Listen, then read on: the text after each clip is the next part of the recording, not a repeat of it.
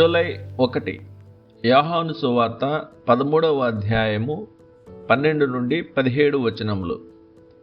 దీనమైన సేవకుని పని చేయడం హోదాను తక్కువ చేయదని అద్వితీయ దేవుని కుమారుడైన రాజుల రాజు భావించినట్లయితే, అది చేస్తున్నప్పుడు తమ్మును తాము చాలా గొప్పవారిగా లేక చాలా మంచివారిగా శిష్యులు భావించడానికి వీలు లేదు.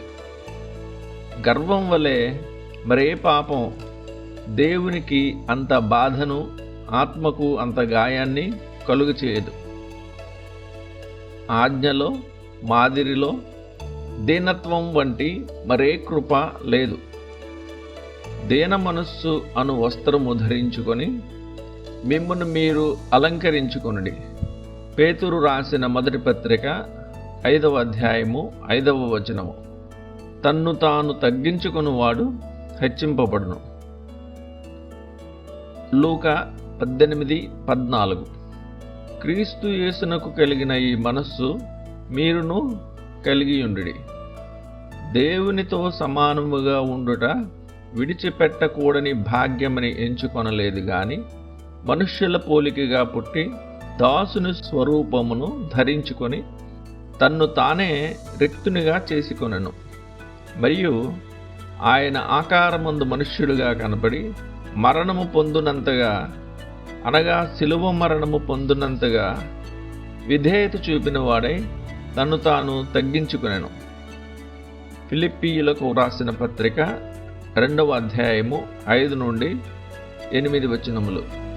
ఈ సులువైన సత్యాన్ని గనుక సంఘం గుర్తుంచుకుంటే ఎంత బాగుంటుంది. అప్పుడు నిజమైన దీనత్వం అరుదైన విషయంగా ఉండదు.